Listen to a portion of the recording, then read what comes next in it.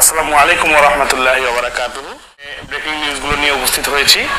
তো প্রত্যেকদিন আমি যে রিকোয়েস্টটা আপনাদেরকে করে থাকি সেই রিকোয়েস্টটা আজকেও করব। তার আগে আমি আপনাদের কাছে একটু জানতে চাচ্ছি, যারা আমাকে লাইভে দেখছেন বা শুনছেন তাদের কাছে আমার রিকোয়েস্ট যে আপনারা আমাকে একটু জানান যে আমার শব্দ এবং ছবি আপনারা ঠিকভাবে দেখতে পাচ্ছেন কিনা, কোথাও কোনো প্রবলেম হচ্ছে কিনা। যদি আপনারা আমাকে একটু জানান, আমি আমার লাইভটা এখনই শুরু করে দিব। তো কেউ একজন যারা লাইনে আছেন আমাকে একটু জানান যে আমার ছবি এবং আমার শব্দ আপনাদের কাছে ঠিকভাবে পৌঁছাচ্ছে কিনা। তো আমি আরেকটা জিনিস আপনাদেরকে জানিয়ে রাখি যে আমার এই লাইভটা দুই জায়গায় সম্প্রচার হবে। একটি হচ্ছে আমার ফেসবুক পেজ, আমার ফেসবুক পেজ হচ্ছে MA রশিদ রবিন। আপনারা যারা ফেসবুকে দেখবেন তারা এটাকে লাইক করে দিবেন এবং পেজটাকে ফলো করে দিবেন এবং বন্ধুদের সঙ্গে শেয়ার করে দিবেন, যেন তারাও আমার লাইভটা দেখতে পারে এবং ব্রেকিং নিউজগুলো সম্পর্কে জানতে পারে। আর যারা আমাকে ইউটিউবে দেখবেন তারা আমাকে দেখতে পাবেন বার্নিং ইস্যুজ উইথ রবিন নামে আমার চ্যানেল, ইউটিউব চ্যানেল। সেই বার্নিং ইস্যুজ উইথ রবিনে আপনারা আমাকে দেখতে পাবেন। আপনাদের কাছে রিকোয়েস্ট, যারা আমাকে ইউটিউবে দেখবেন তারা আমার চ্যানেলটা সাবস্ক্রাইব করে দিবেন, দুঃখিত। পাশাপাশি ভিডিওটিকে লাইক করে দেবেন এবং ভিডিও আপনারা পাচ্ছেন কিনা একটু আমাকে জানাবেন প্লিজ। তাহলে আমি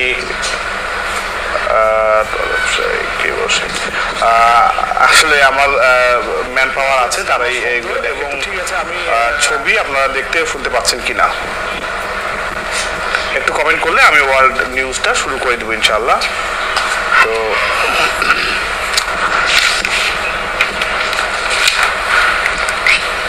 যা হোক, আশা করি আপনারা আমাকে দেখতে ও শুনতে পাচ্ছেন বলে আমি ধরে নিচ্ছি।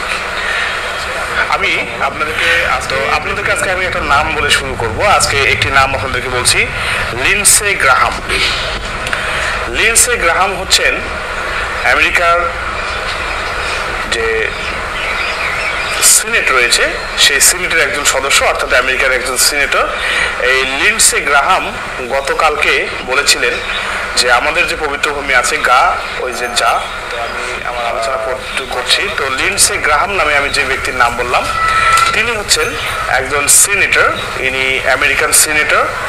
এই লিন্ডসে গ্রাহাম বেল দখলদার দেশটির একজন কট্টর সমর্থক এবং তিনি গতকালকে বলেছিলেন যে আমাদের যে পবিত্র ভূমি আছে গা, ওই যে যা, সেখানে ত্রাণ না পাঠিয়ে পারমাণবিক বোমা ফেললে যুদ্ধ সমাপ্ত হতো এবং দখলদারদের নিরাপত্তা নিশ্চিত হতো। তো আমি গতকালকেও বলেছি যে এই লোকটা বা এই ধরনের যারা আছে তারা কিন্তু পৃথিবীকে একটা ভয়ঙ্কর সংকটের দিকে ঠেলে দিতে চায়। আপনারা ভাবেন, যেখানে 17-18 লাখ মানুষ না খেয়ে আছে, খাবারের অভাবে আছে, তাদেরকে সে বলছে যে খাদ্য না পাঠিয়ে পারমাণবিক বোমা পাঠাতে, যাতে তারা ধ্বংস হয়ে যায়। এটা আসলে একটা বিকৃত মানসিকতা ছাড়া আর কিছুই নয় বলে আমি মনে করি। যা হোক, এইরকম মানসিকতার যারা রয়েছেন তাদের প্রতি আমার ঘৃণা এবং তাদের আমি বলবো যে বিশ্ব যারা রাজনীতি নিয়ে কথা বলেন, যারা প্রভাবশালী বিশ্ব নেতা বা বিশ্ব যারা কন্ট্রোল করে, এই ধরনের যারা রয়েছেন তাদের প্রতি আমার অনুরোধ থাকবে যে এই ধরনের লোকগুলোকে অবশ্যই এই যে সাইকো, আমি এদেরকে সাইকোই বলবো, এই সমস্ত সাইকো টাইপের লোককে কিন্তু আসলে কঠিন শাস্তির সম্মুখীন করা উচিত। যে একটি অঞ্চলে পারমাণবিক বোমা ফেলে সেই অঞ্চলটাকে ধ্বংস করে সবকিছু ঠিক করা যাবে, এই ধরনের মানসিকতা যারা নিয়ে চলে তাদের থেকে অবশ্যই আমাদেরকে সতর্ক থাকতে হবে। এবং এনার যে এই যে বক্তব্য, তিনি সেই বক্তব্যে আরো একটু এক্সটেন্ড করে বলেছেন যে হিরোশিমা এবং নাগাসাকিতে আমেরিকা যে পারমাণবিক বোমা ফেলেছিল, এই বোমা ফেলাটা সঠিক ছিল এবং এর কারণেই কিন্তু যুদ্ধ বন্ধ হয়েছিল। তো তিনি সেই পারমাণবিক বোমা ফেলাটাকে সফল মনে করছেন এবং সঠিক মনে করছেন। কিন্তু আপনারা জানেন 1945 সালে যখন এই বোমাগুলো ফেলা হয়, তখন কিন্তু এই বোমা ফেলার বিরুদ্ধে সারা পৃথিবীতে মানুষ কথাবার্তা বলেছে, এটাকে নিন্দা করেছে। এখনো পর্যন্ত আমেরিকার নিন্দা করে থাকে মানুষ, যে এভাবে একটা দেশের মধ্যে পারমাণবিক বোমা ফেলে মানুষ হত্যা করা আসলে কোন সভ্যতার মধ্যে পড়ে আমরা জানি না। তো গ্রাহাম সাহেবকে আমরা বলতে চাই যে আপনার যে বিকৃত মানসিকতা, এই মানসিকতা থেকে বেরিয়ে না আসলে পৃথিবীর ধ্বংস খুব একটা দূরে বলে আমরা মনে করি না। তো যা হোক, আমি সেখান থেকে চলে আসছি। এখন আমি চলে যাবো একটু রাশিয়ার খবর দিব আপনাদেরকে আজকে যে রাশিয়ার পঞ্চমবারের মতো প্রেসিডেন্ট নির্বাচিত হয়েছেন ভ্লাদিমির পুতিন। আপনারা জানেন একজন প্রভাবশালী বিশ্ব নেতা। সেই ভ্লাদিমির পুতিন রাশিয়ার প্রেসিডেন্ট হওয়ার পরপরই কিন্তু তিনি চলে গেছেন চীনে। বৃহস্পতিবার সকালে উনি চীনে, ওনার যে ফ্লাইট আছে চীনের বেইজিং, অর্থাৎ ভ্লাদিমির পুতিন চীনের বেইজিং ইন্টারন্যাশনাল এয়ারপোর্টে তার আজ সকাল অর্থাৎ বৃহস্পতিবার সকালে তার ফ্লাইটটি অবতরণ করে এবং তিনি চীনে বর্তমানে অবস্থান করছেন। তিনি চীনে প্রথম রাষ্ট্রীয় কোনো সরকারি সফরে গেলেন এবং সেখানে তিনি চীনের যে নেতা রয়েছেন শি জিনপিং তার সঙ্গে সাক্ষাৎ করবেন এবং তিনি সেখানে অনেকগুলো চুক্তি স্বাক্ষর করবেন বলে বলা হচ্ছে। এবং একটি বার্তা সংস্থা আছে বিশ্বের মধ্যে রিনাউন্ড বার্তা সংস্থা, তার নাম হচ্ছে রয়টার্স। সেই রয়টার্স বলছে যে আমেরিকার নিষেধাজ্ঞা সত্ত্বেও তিনি সেখানে গিয়েছেন এবং এর ফলে হয়তো তার উপরে আরো স্যাংশন আসতে পারে বা তার দেশের উপরে আরো স্যাংশন আসতে পারে বলে বার্তা সংস্থা রয়টার্স জানাচ্ছে। তো যা হোক, আপনারা জানেন যে এর আগেও আন্তর্জাতিক যুদ্ধ অপরাধ ট্রাইব্যুনাল বা আন্তর্জাতিক অপরাধ ট্রাইব্যুনাল যেটা রয়েছে আইসিজে, এটা কিন্তু ভ্লাদিমির পুতিনের ব্যাপারে গ্রেপ্তারি পরোয়ানা জারি করেছে, কিন্তু ভ্লাদিমির পুতিন এগুলোকে গায়ে মাখে না। তিনি এই গ্রেপ্তারি পরোয়ানা মাথায় নিয়ে চীন সফরে গেছেন এবং বিভিন্ন দেশে আমরা দেখেছি বিভিন্ন সময় তিনি সফর করছেন, যে দেশগুলোতে সফরে গেলে তার কোনো সমস্যা হবে না।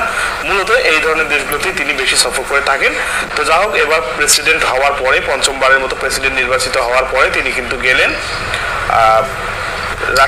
চীনের নেতা যিনি রয়েছেন শি জিনপিং তার সঙ্গে দেখা করতে এবং বিভিন্ন বাণিজ্যিক চুক্তি করার জন্য এখন তিনি সেখানেই অবস্থান করছেন। যা হোক, আরেকটা বিষয় আপনাদেরকে জানিয়ে রাখি, যেহেতু রাশিয়া নিয়ে কথা বলছি, তো রাশিয়ার আরেকটি অঞ্চল যে রয়েছে যেখানে রাশিয়া যুদ্ধরত অবস্থায় রয়েছে ইউক্রেন, সেই ইউক্রেন এবং রাশিয়ার যুদ্ধের মধ্যে গতকালকে আমি বলেছিলাম যে লোহানস্ক এবং দোনেস্ক এই দুই শহরে কিন্তু তুমুল লড়াই চলছে এবং তুমুল লড়াইয়ের মধ্যে এখন যে আমরা নিউজটা পাচ্ছি যে সেখানে রাশিয়া কিন্তু সুবিধাজনক অবস্থানে রয়েছে এবং আজ সকালে যে ব্রেকিং নিউজটা পেলাম সেখানে আমরা জানতে পেলাম যে রাশিয়ার হামলায় 5 জন ইউক্রেনীয় সেনা নিহত হয়েছে, এটা কনফার্ম করেছে রাশিয়ার সেনাবাহিনী। এবং দুপক্ষের মধ্যে পাল্টা হামলার মধ্যে কিন্তু ইউক্রেনের সেনারা পিছু হতে বাধ্য হচ্ছে এবং রাশিয়ান সেনারা এই ফ্রন্টগুলোতে খুব ভালো অবস্থানে রয়েছে। যা হোক, এখন আমি চলে যাব মধ্যপ্রাচ্যে। আমি প্রত্যেকদিন মধ্যপ্রাচ্যের নিউজ দিয়েই শুরু করি, কিন্তু আজকে একটু ব্যতিক্রম করলাম রাশিয়া এবং তার আগে আপনারা গ্রাহাম সাহেবের কথা আমি বললাম আমেরিকান। তো যা হোক, এখন আমি চলে যাচ্ছি সেটা হচ্ছে মধ্যপ্রাচ্যের নিউজে। আর মধ্যপ্রাচ্যের নিউজ মানে হচ্ছে আমাদের পবিত্র ভূমি অর্থাৎ গা, ওই যে যা, সেই অঞ্চলে কিন্তু পাল্টা হামলা চলছে। বলা হচ্ছে যে গা, ওই যে যাকে বিভক্ত করা যে করিডোরটি দখলদাররা তৈরি করেছিল নেতজারিম করিডোর, সেই নেতজারিম করিডোরের অন্তত 8টি জায়গায় আজকে মুক্তিকামীরা হামলা চালিয়েছে এবং সেই হামলায় ব্যাপক ক্ষয়ক্ষতি হয়েছে বলে আমরা জানতে পারছি। এবং নেতজারিম করিডোরের যারা রয়েছে সেনাবাহিনী, দখলদার সেনাবাহিনী, তারা কিন্তু এখন আতঙ্কের মধ্যে দিন কাটাচ্ছে যে নেতজারিমে যে কোনো সময় আক্রমণ হতে পারে বা হচ্ছে। এছাড়াও আপনারা জানেন যে বর্তমানে যে